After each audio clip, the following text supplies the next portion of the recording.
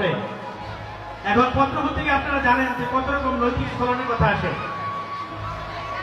তাহলে সেই শিক্ষার কোনো দাম নেই, সেই শিক্ষার কোনো ভ্যালু নেই, কোনো মূল্য নেই। আমাদের প্রকৃত শিক্ষা মানবিক শিক্ষা তৈরি হতে হবে। আমাদের শিক্ষাটা নারী শিক্ষার জন্য কাজ করে গেছেন বেগম রোকেয়া সাখাওয়াত হোসেন, আপনারা প্রত্যেকে তার নাম জানেন। উনি আমাদের দেশের প্রথম দীক্ষা নিয়েছিলেন নারীকে জাগরণ হিসেবে তৈরি করার জন্য, নারী জাগরণের জন্য তিনি কাজ করে গেছেন। আমরা তার পুরনো ছবি যদি দেখি তাহলে দেখা যায় তার পোশাক আশাকে কতটা শালীনতা ছিল। তিনি বলেছিলেন এই শালীনতার মধ্যে থেকেই আমরা আমার দেশকে জয় করব, এই নারী জাতিকে একদিন আমাদের দেশে শিক্ষিত নারী হিসেবে প্রতিষ্ঠিত করব। আজকে তার সুফল কিন্তু আমরা দেখতে পাচ্ছি। উনি ছিলেন বিদ্যানুরাগী, বিদ্যাকে নিয়ে কাজ করতেন। উনি হিন্দি জানতেন, উর্দু জানতেন, ইংরেজি জানতেন, কিন্তু তিনি বাংলাকে শিক্ষার জন্য তিনি যুদ্ধ করে গেছেন। তিনি বলেছেন আমরা বিদেশি শিক্ষা অর্জন করব, কিন্তু তার পাশাপাশি বাংলাকে অবশ্যই আমরা প্রাধান্য দিব। সেই আগে কথা রবীন্দ্রনাথ ঠাকুর বলেছেন, নজরুল বলেছেন বিদেশি শিক্ষার প্রতি আমাদের কোনো অনীহা নেই, আমাদের কোনো বিরোধ নেই। ব্রিটিশরা যখন আমাদের এখানে শিক্ষার প্রতিষ্ঠান শুরু করতে চায়, তখন আপনি একজন মা হবেন, আরেকদিন শাশুড়ি হবেন, আরেকদিন দাদি হবেন, আরেকদিন নানি হবেন। সমাজের সেই ভূমিকাকে আমাদের সামনের দিকে এগিয়ে নিয়ে যেতে হবে। এখন আমাদের শিক্ষা পদ্ধতি রয়েছে এরকম যে খুব কষ্ট হয়। আমি বাংলা সাহিত্যের ছাত্র না, কিন্তু বাংলাকে আমি ভালোবাসি। আমার মেয়ে যখন ক্লাস 8-9-এ পড়ে, 7-এ পড়ে, 10 পাবলিকে, তখন বাংলা তাকে আমি পড়াতাম আনন্দ পাঠ। আমি অবাক হয়ে যাই যে দেশের শিক্ষিত জনগোষ্ঠী টেক্সট বুক বোর্ডের সাথে সম্পৃক্ত থাকে, তারা সম্পাদনা পরিষদে থাকে। আমি ব্যক্তিগতভাবে তাদেরকে বলেছি, কিন্তু এমন সব ক্লাস 8-এর এবং ক্লাস 9-এর বাচ্চার জন্য আনন্দ পাঠ একটি বাংলা বই আছে, আপনারা জানেন যারা শিক্ষক, অত্যন্ত কঠিন। আমাকেও 2-4টা বাংলা শব্দ ডিকশনারি। কাজী নজরুল কোন বিশ্ববিদ্যালয়ে পড়াশোনা করেছে? কোন বিশ্ববিদ্যালয়ে তিনি একাডেমিক শিক্ষা গ্রহণ করেননি, কিন্তু তার নামে আমাদের দেশে বিশ্ববিদ্যালয় আছে, কাজী নজরুল ইসলাম বিশ্ববিদ্যালয়। ঠিক আছে না?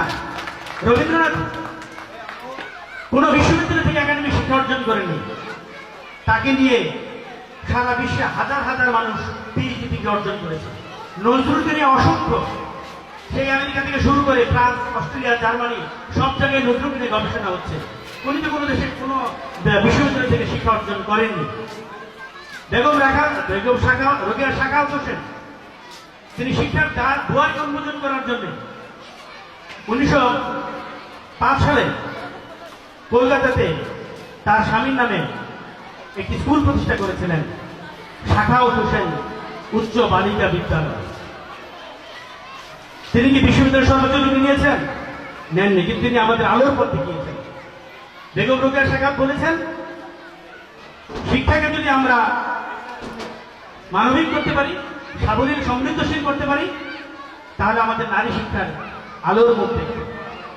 যদিও সেই আলোর মুখ দেখছে, কিন্তু প্রকৃত অর্থে না।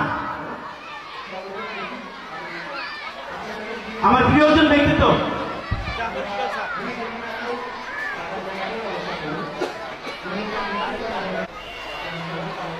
জ্ঞানের প্রতি তার এতটাই অনুরণন ছিল, তিনি এক পর্যায়ে ভাবলেন এই সংসার করে আর জ্ঞান অর্জন করা সম্ভব না। বাজার করো, রান্না বান্না করো, সামাজিক দায়িত্ব। তিনি এই জ্ঞান অর্জন করার জন্য বৈরাগ্য জীবনকে বেছে নিলেন।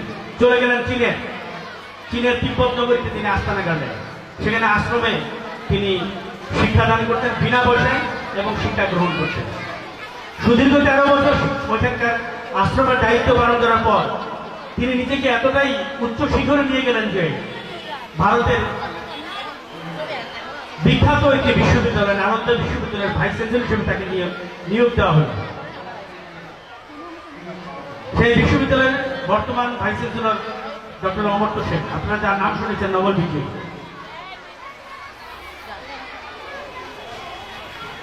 প্রিয় অভিভাবকদের জন্য বলবো, আপনাদের বাচ্চাদের, আমাদের বাচ্চাদেরকে স্বশিক্ষা, পারিবারিক শিক্ষাকে উদ্বুদ্ধ করেন। পারিবারিক শিক্ষা যদি না হয় তাহলে আমরা ভবিষ্যতে নীতিকে পরিচয় দিতে ব্যর্থ হব। ছোট একটা কথা বলতে চাই, আমরা প্রত্যেকে নবাব সিরাজউদ্দৌলার কথা শুনেছি। তার প্রধান সেনাপতি ছিলেন মীর জাফর আলী খান। মীর জাফর আলী খান অষ্টম বংশধর, এখনো বর্তমানে কলকাতায় আছেন মুর্শিদাবাদে। মীর জাফর আলী খান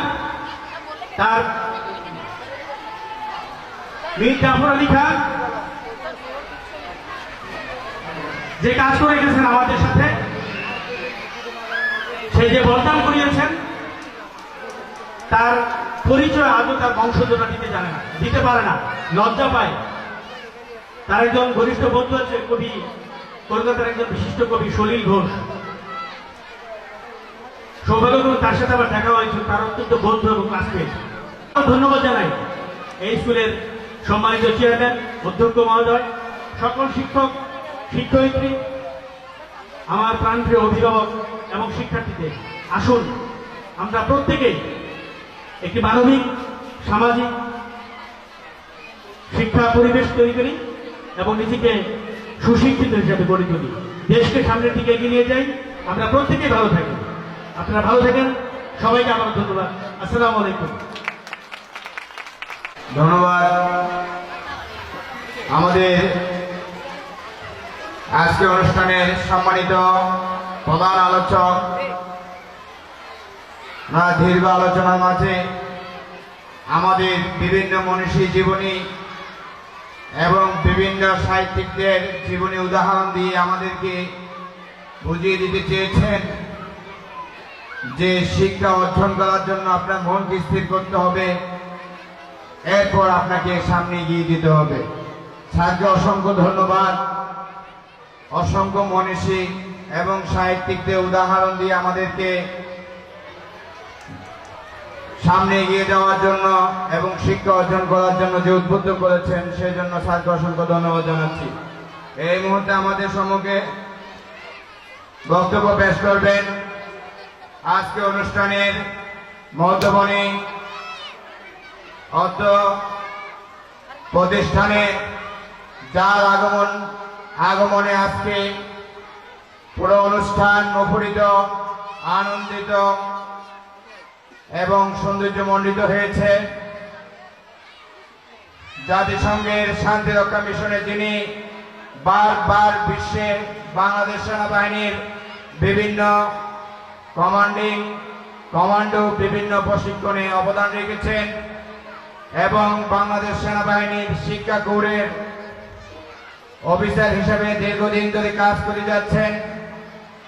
বাংলাদেশের গর্বিত সেনাবাহিনীর সর্বোচ্চ স্থান বাংলাদেশ মিলিটারি একাডেমি, ভাটিয়ারি, চট্টগ্রাম কর্তৃক পরিচালিত ইন্টারন্যাশনাল স্কুল অ্যান্ড কলেজের চেয়ারম্যান সাহেব, অত্র ওয়ার্ডের কমিশনার কফিল উদ্দিন খান এবং জনাব কামরুজ্জামান অধ্যক্ষ মহোদয় এবং আমাদের প্রিয় শিক্ষক, অভিভাবক ও শিক্ষার্থীবৃন্দ, আসসালামু আলাইকুম এবং শুভ দিন। আসলে আমি একজন বক্তা নই, আমি একজন যোদ্ধা। কর্তব্যের খাতিরে আমি আছি একটা স্কুলের প্রিন্সিপালের দায়িত্বে। আমাকে আমন্ত্রণ জানানো হলো অত্র প্রতিষ্ঠানের ক্লাস পার্টিতে প্রধান অতিথি হিসাবে। আমি এই লোকটা সামলাতে পারিনি এই জন্য যে এখানে একটা তারার মেলা হবে, জ্ঞানের ফেরিওয়ালা থাকবে, আর আমাদের সাথে উপস্থিত থাকবে মায়েরা, উৎকণ্ঠা আবেগী মায়েরা থাকবে। এই যে বাচ্চাদের এই যে তারার মেলা, এই সুন্দর একটা অনুষ্ঠানে প্রধান অতিথি হওয়ার লোকটাকে আমি সামলাতে পারিনি। আমি রাজি হলাম এবং এখানে আসলাম। আমি নিজে আনন্দিত, গর্বিত এবং এই বাচ্চাদের আলোকে আলোকিত। আমি প্রথমে এসে তাদের সুন্দর একটা মনোজ্ঞ কালচারাল প্রোগ্রাম দেখলাম। সাংস্কৃতিক অনুষ্ঠানে তারা যে নাচলো, গান গাইলো, অত্যন্ত মনোমুগ্ধকর। এটা টিভির কোনো প্রোগ্রামের চেয়েও কোনো কম নয়। এতে আমি বিশ্বাস করি এর পিছনে যারা কাজ করেছেন আমাদের মায়েরা, শিক্ষক, এই স্কুলের সকল কিছু। আমাদের এই বাচ্চাদেরকে তৈরি করার জন্য একটা প্রতিষ্ঠান যেমন কাজ করে, সাথে মায়েরা তেমনি মায়েরও কাজ করে থাকেন। আমরা এখানে যে আলোর মেলা দেখছি, আমার কাছে মনে হয় প্রত্যেকের চোখে এক একটা করে তারা। শিক্ষার্থীরা, তোমরা জানো তারা কি? তারা একটা নক্ষত্র। সূর্য কি? সূর্য একটা নক্ষত্র। সূর্যের চারিদিকে যেমন সকল গ্রহ উপগ্রহগুলো ঘুরে, এবং তোমরা যদি সত্যিকারের নক্ষত্র হও, তোমাদের পিছনে এই সমাজ, জাতি, এই দেশ, এই বিশ্ব ঘুরবে। তোমরা সব সময় নিজেকে তৈরি করবে একটি আদর্শ, সত্য মানুষ হিসাবে, সাহসী মানুষ হিসাবে। আমি তোমাদেরকে একটা আলেকজান্ডার একটা গল্প বলবো। আলেকজান্ডার এবং তার দুজন সহযোদ্ধা ছিল, যারা একজন মহান যোদ্ধার কাছে যুদ্ধবিদ্যা শিখতে গিয়েছিল। অনেকদিন যুদ্ধবিদ্যা শেখার পরে যখন যুদ্ধবিদ্যা শেখা শেষ, মহান যোদ্ধা তাদেরকে পরীক্ষা করার জন্য বিশাল এক বনের মধ্যে নিয়ে গেলেন। সে বনের মধ্যে ছিল অনেক উঁচু উঁচু গাছ। যোদ্ধাদেরকে নিয়ে গাছের নিচে দাঁড় করিয়ে গাছের মরডালে একটা পাখিকে দেখালেন এবং তিনি তার নির্দেশনা দিলেন। যোদ্ধাদেরকে চলে যেতে বললেন। একজন একজন করে যোদ্ধাকে তিনি ডাকলেন। প্রথম যোদ্ধাকে তিনি বললেন, যোদ্ধা, তুমি কি দেখতে পাচ্ছ? যোদ্ধা বললেন, আমি দেখতে পাচ্ছি বিশাল এক বন, বিশাল উঁচু উঁচু গাছ, বিশাল পাহাড়। তিনি আবার প্রশ্ন করলেন, যোদ্ধা, তুমি আর কি দেখতে পাচ্ছ? যোদ্ধা বললেন, আমি দেখতে পাচ্ছি মানুষের জন্য কিছু করা। বাচ্চাদের উদ্দেশ্যে আরেকটা কথা বলছি, তোমরা যদি একটা বড় পাত্রে অনেক পানি নিয়ে ছোট একটা চামচ দিয়ে ঘোরাতে থাকো, এক পর্যায়ে দেখবে যে সমস্ত বড় পাত্রের পানিটা তোমার একটা চামচের ইশারায় ঘুরছে, মানে চামচের সাথে ঘুরছে। তার অর্থ কি? যদি তুমি তোমার জায়গা থেকে কাজ করে যাও, তাহলে সমস্ত বিশ্ব, সমস্ত সুন্দর জিনিস তোমার পিছনে তোমাকে কেন্দ্র করে ঘুরবে। তুমি প্রথমে তোমাকে তৈরি করো, মানুষের জন্য তৈরি করো। মানুষের জন্য কিছু করার মধ্যেই সুখ নিহিত আছে। আমরা প্রথমে একটা ভালো মানুষ হব, আমরা মানুষের জন্য কাজ করব, আমরা দেশের সেবা করব, সমাজের সেবা করব, আমরা এই পৃথিবীর জন্য কিছু করে যাব। এই বলে আমি আমার বক্তব্য শেষ করলাম। আপনাদের সবাইকে ধন্যবাদ, সবাইকে ধন্যবাদ। গর্বিত বাংলাদেশ সেনাবাহিনীর এডুকেশন কলেজ সম্মানিত অফিসার জনাব মেজর কায়সার মিলন স্যারকে স্বল্প সময়ে আমাদেরকে উদ্বোধনমূলক এবং স্বপ্নবিলাসী একটি বক্তব্য দিয়েছেন। সেটি ধারণ করে আমরা প্রিয় শিক্ষার্থীরা তোমাদের জীবন গঠন করবে বলে আমি আশাবাদী। স্যারকে অত্যন্ত ধন্যবাদ এবং স্যারের প্রতি কৃতজ্ঞ যে স্বল্প সময়ে স্যার আমাদেরকে গুরুত্বপূর্ণ একটি বক্তব্য পেশ করার জন্য। এই মুহূর্তে অত্র অনুষ্ঠানের সভাপতি বক্তব্য পেশ করবেন আমাদের সকলের শ্রদ্ধাভাজন অর্পিত পরিবারের সম্মানিত অভিভাবক এবং বাংলাদেশে শিক্ষা বিস্তারে যার অক্লান্ত পরিশ্রম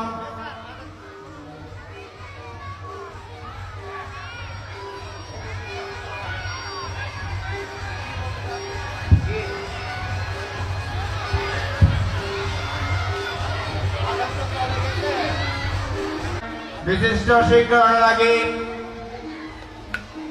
এবং বাংলাদেশের শিক্ষা বিস্তারে যিনি অক্লান্ত পরিশ্রম করে যাচ্ছেন, 18 শহীদ স্কুলের চেয়ারম্যান পাঁচটি অরবিট মেরিট স্কুল অ্যান্ড কলেজের সম্মানিত চেয়ারম্যান জনাব লায়ন মোহাম্মদ ইমরুল হক ইমরুল কায়েস স্যারকে এখন সভাপতির বক্তব্য পেশ করার জন্য বিশেষভাবে অনুরোধ করা যাচ্ছে।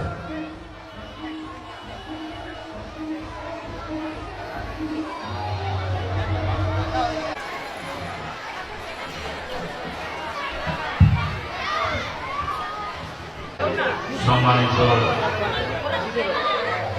অধ্যক্ষ জনাব আল-আমিন স্যার, একাডেমি বিএমএ কর্তৃক পরিচালিত English school and college, military academy BMA head of library officer CGOA জনাব মোহাম্মদ কামরুজ্জামান স্যার মহোদয় এবং সুখে দুঃখে যে কোনো সময় যাকে আমরা কাছে পাই চট্টগ্রাম সিটি কর্পোরেশন 5 নম্বর ওয়ার্ডের আমার প্রিয় ব্যক্তি কাউন্সিলর আলহাজ তহিউদ্দিন খান, শিক্ষক শিক্ষিকাবৃন্দ, অভিভাবিকাবৃন্দ এবং ছাত্রছাত্রীবৃন্দ, আসসালামু আলাইকুম ওয়া রাহমাতুল্লাহি ওয়া বারাকাতুহু। আমরা প্রতি বছর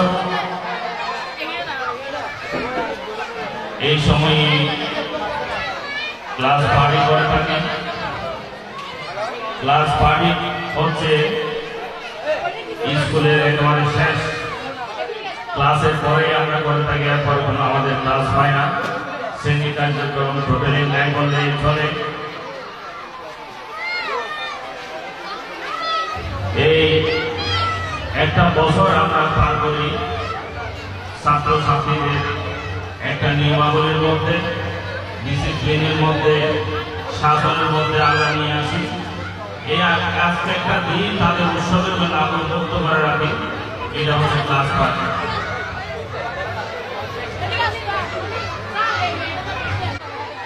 মঈনুদ্দিন খান বাদল সাহেব ওনার কাছে স্মরণ করছি। আমরা ওনার জন্য দাঁড়িয়ে 1 মিনিট নীরবতা পালন করার জন্য অনুরোধ করছি সবাইকে।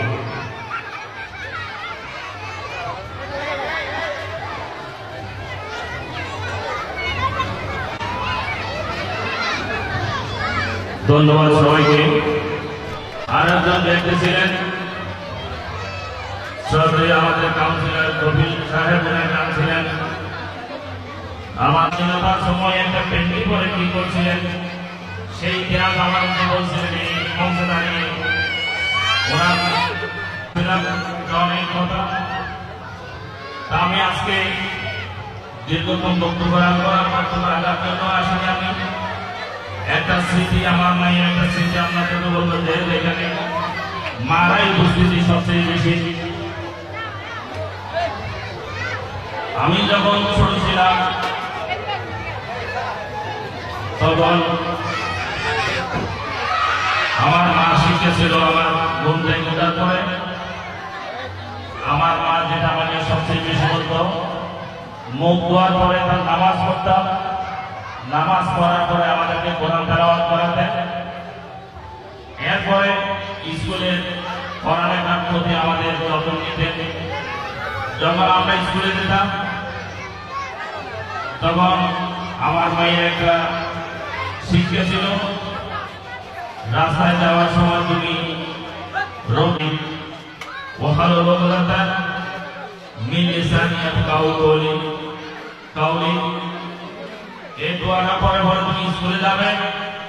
আমরা ছোটবেলার তোমার স্কুলে যেতাম, আমরা রবি যেতে আমার পরে পরে স্কুলে যেতাম। এরপরে বলতো স্কুল যাওয়া পর্যন্ত যাকে দেখবে তাকে সালাম করবে। যেতাম স্কুলের শিক্ষা শেষ করে আবার ঘরে আসতাম। টোটাল শিক্ষাটা ছিল আমার মায়ের শিক্ষা। এখানে আমরা স্কুলে অনেক শিক্ষা অর্জন করেছি। আমার জীবনে আমার মনে হয় এই যে বস্তা বস্তা বই পড়েছি, এই বইয়ের কোনো মূল্য আমার জীবনের মধ্যে এফেক্ট করে নাই, শুধু আমার মায়ের শিক্ষা আমার মধ্যে এফেক্ট করেছে। আমি বলবো আপনাদেরকে, এই যে আপনারা মারা বসে আছেন, আপনারাই একমাত্র শিক্ষার করি। এই যে পাঠ্য বই, এটা হচ্ছে আমরা শুরু থেকে শেষ করি। এই যে